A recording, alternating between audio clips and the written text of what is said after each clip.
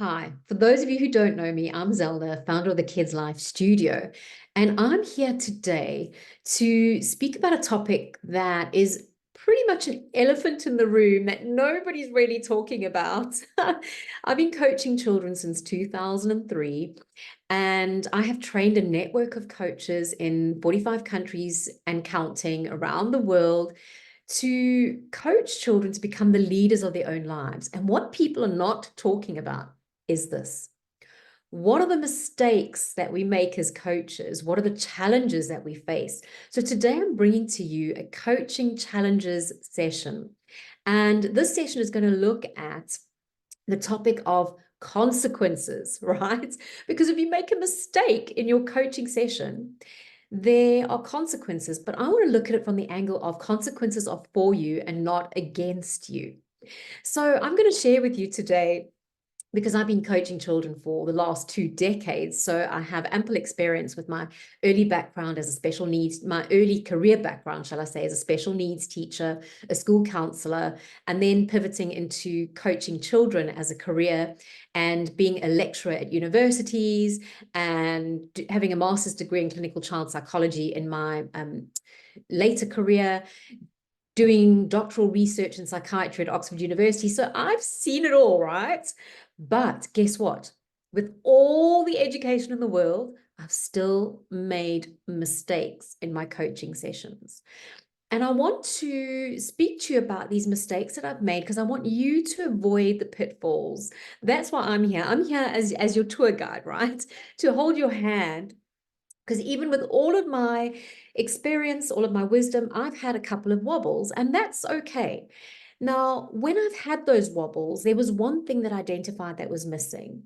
And what was missing was the fact that I didn't have mentorship and support, somebody to supervise me and guide me through that. I had business mentors, I had coaches looking at the personal aspects of my life, but I didn't have anybody who understood kids coaching and what it meant to launch a kids coaching business.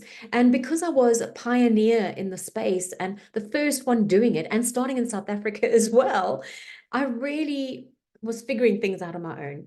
So today's session is really about sharing 3 mistakes that I've made in my career. And I don't think that's a lot. I think I've made more, but none of them had consequences like these 3. And I want to share them with you because perhaps if you are coaching children, you have made the same mistakes and you've learned the hard way like I did. Or if you're not coaching children and you're thinking of coaching children, this is your opportunity to see the pitfalls of what could go wrong in your coaching practice, especially if you're not well prepared. Because if I look back at when I started coaching children, I definitely did have the education. I had 2 degrees in Bachelor of Education, Psychology of Education. I definitely did a lot of courses on setting up a business, setting up a coaching practice. I did a lot of networking. But like I said, I didn't have the mentorship and the support. But let's circle back now to the fact that in my experience, I used to get easily frustrated in my early career when I didn't have the support and the mechanisms in place, and I didn't know everything I know now through experience. And I used to feel so frustrated when I saw a child struggling.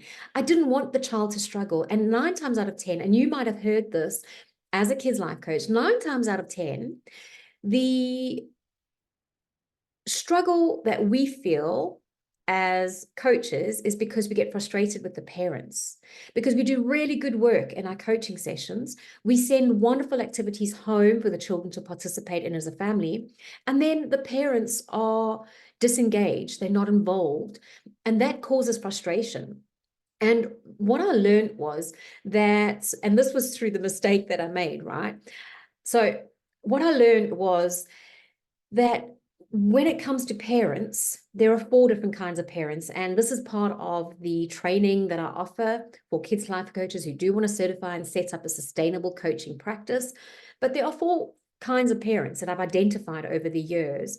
And unfortunately, this mistake that happened with the one kind of parent that is sometimes the trickiest to work with. Now, I'm not going to speak to you about the 4 different kinds of parents now, but I'm going to speak to you about the one kind of parent that I made a mistake with, and there was a consequence for that. So this parent was very high-powered, an executive, very influential, and invested a lot of money and resources into her children, 2 children, and very, very well respected, a leader in the community. And I really love the fact that she decided to bring her children for coaching.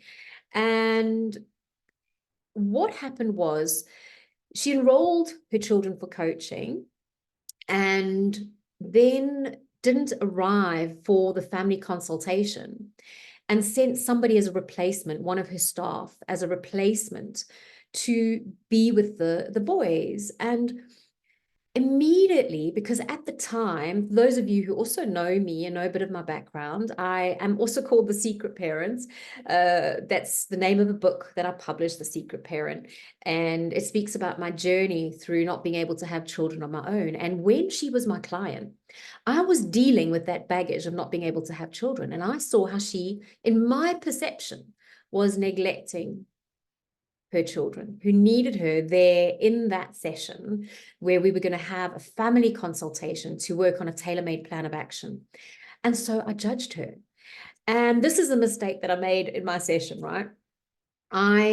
Instead of just continuing with the session with the person who was there, I picked up the phone there and then in front of her boys. Oh my gosh, what was I thinking?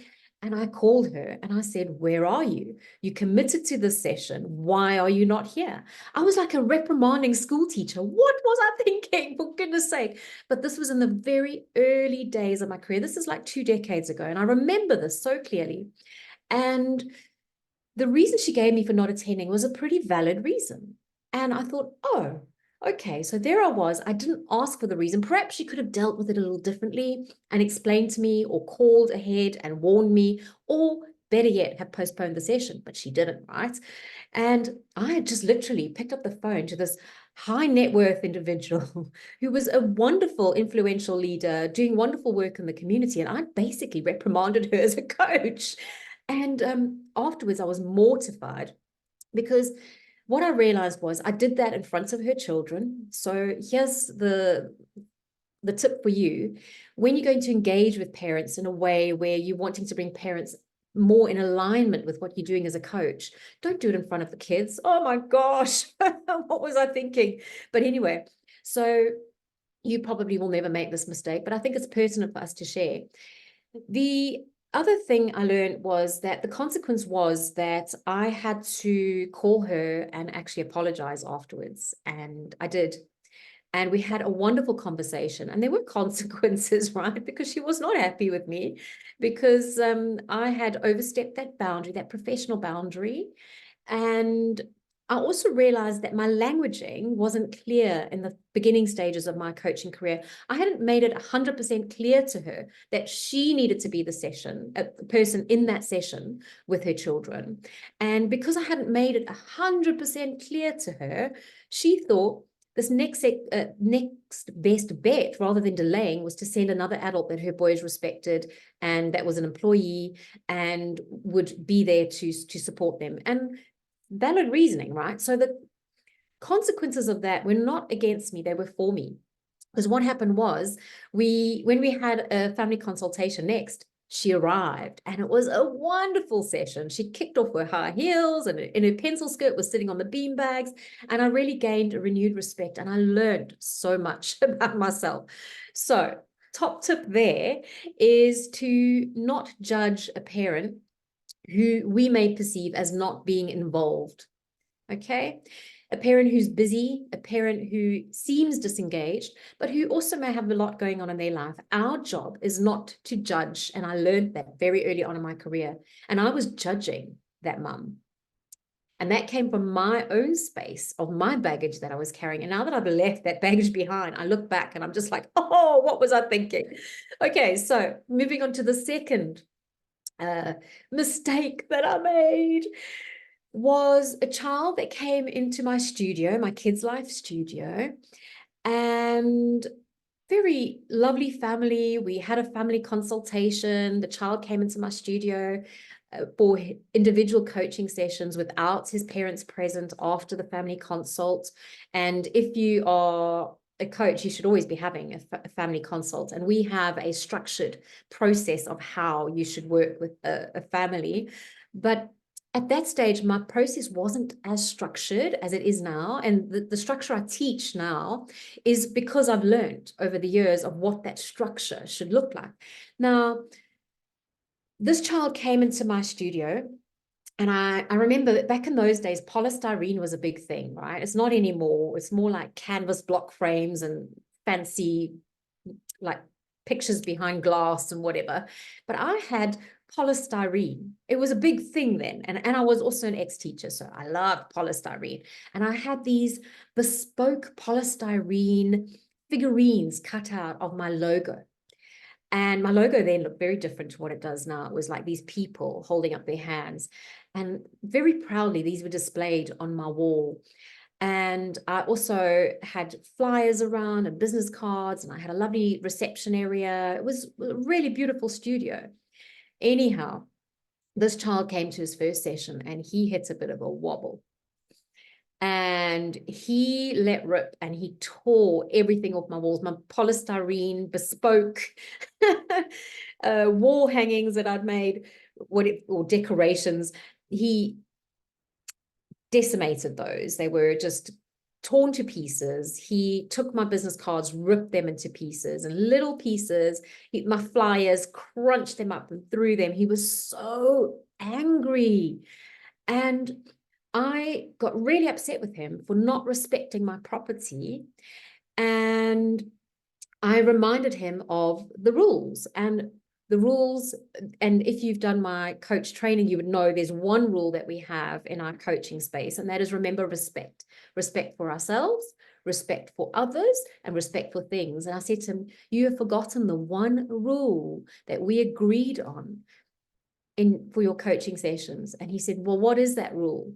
Well, he didn't say it. He shouted it at me. And I said, remember respect. And then when he had this blank look on his face, it suddenly dawned on me that I had never gotten this child to acknowledge that rule, to sign a coaching contract with me. And I'd never clearly laid out the parameters of the expectations in my studio. So when he became angry, he didn't know what else to do. That's what he did in his home. So he did it in my studio, in my space. So after that, the consequence was I had to replace a lot of things. It cost me money. The consequence was that I had lost traction with this little boy. The rapport shifted from that day on. But the consequences were not against me. They were for me, because what I did from that day on was to be very diligent about safeguarding within my coaching space. And I had been complacent. And so that was also in the early career days. So if you're complacent and you're not signing coaching contracts with your clients, and your clients do not understand the rules that you have in your coaching space, and the parents have not agreed to those rules, and you haven't agreed together what the consequences are for those rules, you can't expect the child to behave. They need to have a map. You can't go somewhere without a map. You need to tell them what the expectations are. So I really learned early on to make sure that I'm very clear on my expectations. And I love setting high expectations for children, because high expectations means that children can reach up rather than us speaking down to them and having lower expectations. So don't be scared to have high expectations. So that's the other mistake I made, was not clearly stating the rules up front, not clearly articulating them, and not getting the child to commit and to be able to bring out a coaching contract. And with the kids, we don't call it a coaching contract. Our coaches, we give templates as part of our training, but they have what we call a pledge to life. So it's basically something that you promise to yourself, a promise to self, where the child goes, I'm going to do this, I'm going to do this and this. And there's 5 things on there that we ask the children to do as part of the coaching program while they're in the coaching program, to make sure that they see the results and the benefits. And after that, if they don't want to, then that's fine. But usually they see the results and benefits, so they stick to it. So make sure that you've got that legality in place. Do not skip that part. Okay, right. The third thing I did that was embarrassingly naive of me, and very, I guess it was born out of frustration, because remember I said that as coaches, we often get frustrated when we see a child struggling and we can't help. But there's always an impact of our choices that we make in our coaching sessions and in our coaching space. And those decisions and choices have a direct bearing on the outcome. And there are always consequences. Now, in this particular place, I had a family consult, and the family was seeing a professional in the community who happened to be a child psychologist. And at the time, I had not yet gained my master's degree in clinical child psychology. So I was not classed as a psychologist. I was a school counselor. That was my background. I'd been coaching for a short while. I was a special needs teacher. And they told me about this professional in the local community that I had known of for a while through my teaching career, because I worked with people in the community in a school. And I knew that this person was not very good. And when I say not very good, this is not me judging a fellow professional, but this is from the feedback that I had from the parents of the children that I taught. And at our school, we never ever referred to that professional because of their bedside manner. They were quite abrupt and not for the children, very much about fixing and pointing out mistakes. And in my opinion, I had never met the person even, but in my opinion, not very well suited to a career in child psychology, because was not good at building rapport at all. I suppose it might equate to, if you've ever been to a doctor or had a medical emergency, some doctors are really good at their careers, but they don't have a good bedside manner. So you trust them operating on you, but when it comes to the warm and fuzzy stuff, they're just not there. And this child psychologist was like that. They unfortunately weren't warm and fuzzy. Now, I think a child psychologist needs to be warm and fuzzy and playful, but anyway, that's a different professional development training for a different day. But what I did in this session was I actually undermined this fellow professional. And rather than being supportive of the parent who spoke about this professional, saying that they want to take their child to them for assessments, I spoke against it. And that's not professional. So, top tip, don't ever, ever badmouth a fellow professional, even if they are making an absolute mess. Allow parents to make their own choices. You can advise and you can definitely point parents in the right direction. But the mistake I made there was that I actually undermined a fellow professional. And that's not professional. And that, again, was me being a rookie, right? Like maybe you at the beginning of your coaching career, I was a rookie and I just spoke. And so the consequence of that was the parents lost traction in the trust, and they thought, and this came out of their mouth, that I felt that this was competition for me as a coach. And I can see their point, right? So they went to the psychologist instead of to me. So after that family consult, I actually lost a client. And I've never really spoken about this before because it's a little bit of an embarrassing thing, but I think it's important for you to hear this, because what I want you to do is to make sure that you build a really good professional network around you. Being a kids coach doesn't mean that you're any less than a child psychologist. They've studied a different career and a different field, and there's a time and place for therapy. And our coaches that we train them to know when to make a good referral. And also, a part of the training is to prepare a referrals database that is verified, checked, vetted, and that you can send children to if you need to, right? Now, back then, I didn't have a referrals network. I didn't have a referrals list. What I should have done in that session is, if I was one of my coaches now who'd been trained properly, I would have learned that what I should have done was pulled out a referrals list and gone, you know what? Great idea to go for assessments, but how about trying this person, this person, this person? And they're on my referrals list. I've vetted them, been able to refer on. But I wasn't in a position to do that. I just came across as a coach who was threatened. And at the stage, I wasn't threatened. I just didn't want them going to a psychologist who wasn't going to do a good job. It's the same as parents don't want to go to a coach who isn't going to do a good job. So I want you to do a good job. So we've looked at 3 mistakes that I've made in my coaching practice. And I'd I'd love to think that you're going to be perfect in your coaching, but you're not. You're going to make mistakes like I did.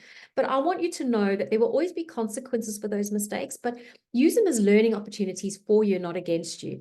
Now, if you're properly trained as a kids life coach and you have good safeguarding in place, you have all of your code of ethics signed, which all of our coaches sign a code of ethics, you shouldn't have to worry about any of this because I've taken the guesswork out of it. So you will learn all of these things as part of our training.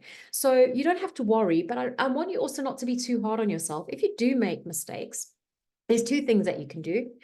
The first is if you are part of our professional network, our membership, where you have access to our group mentorship sessions, bring it to the session. We have coaching challenges sessions where you can bring that to the session and speak about it and say, oh, this is what I did.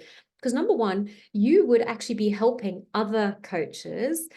And also we can debrief and we can look at how you can do things differently, because it won't just be me in that session. Sometimes it's a master coach and we have a wealth of experience working with children and we can help you. So that's the first thing, to be part of our membership and to get that feedback from fellow professionals. That's really important. Even when you mess up, we don't just want to hear the good things. We want to hear we want to also hear the mistakes that you make. Okay.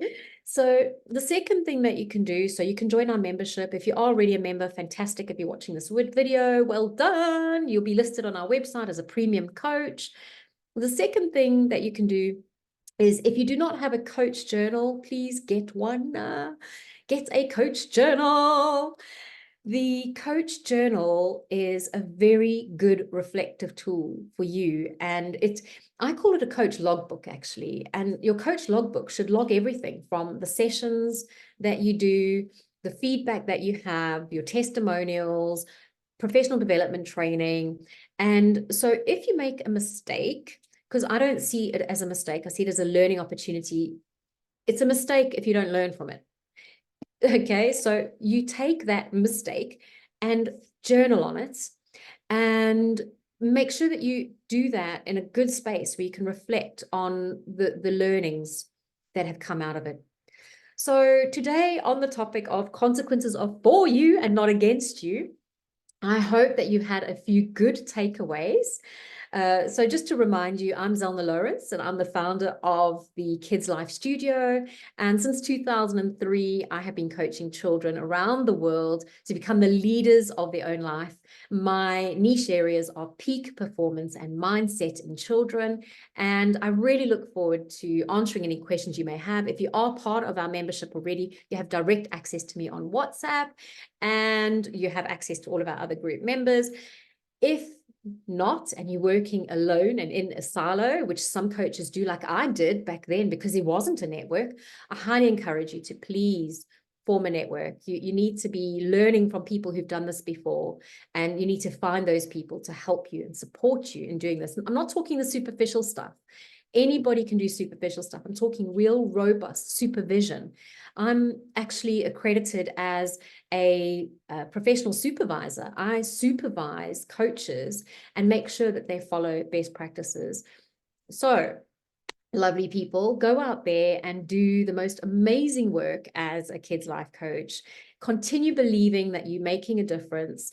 Remember not to judge parents. Remember to have rules in your coaching space. And remember to never, ever undermine a fellow professional. Always be kind, always be honest, but keep it professional. Just because you've chosen a career that may not be a mainstream career, although it is becoming very mainstream now, and it's very popular now, kids coaching. When I started, it wasn't a thing. Even though it's not as mainstream or as acceptable, I suppose, or as known as child psychology, there's something to be said for the coaching that we do as opposed to therapy. Sometimes they work beautifully together, sometimes they work apart, but in my experience, coaching is a wonderful modality to support families, to support children.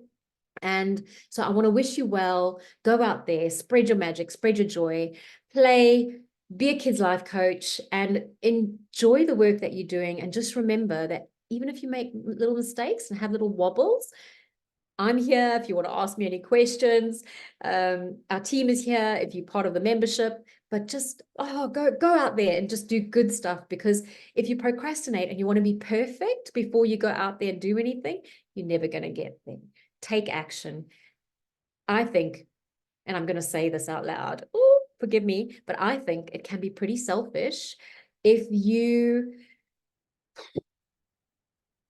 have a gift for serving children, and because you're scared of making mistakes, you don't use that gift, and you procrastinate in launching your coaching practice because you use money as an excuse, you use time as an excuse, you use resources as an excuse. I don't want to hear your excuses. If you've got a gift and you know that that gift is inside you, you need to be taking action and reaching the families in your community, because they need you now more than ever with the mental health epidemic that we're seeing in young people around the world. So sending lots of love and zeal your way. Been lovely sharing this experience with you. In fact, this was a wonderful clearing for me, because I haven't really spoken very much about these mistakes that I made. And sometimes there's something to be said. If I'd had supervision, professional supervision back then, maybe things would have had traction a lot quicker. My coaching practice didn't launch quickly. It took a long, protracted few years. You don't have to do that. We have coaches who do our training who are launched within 6 months, successfully getting clients, getting results, knowing what the pitfalls are, and being professional in their outlook and their outcome. So take care, everybody. Bye-bye.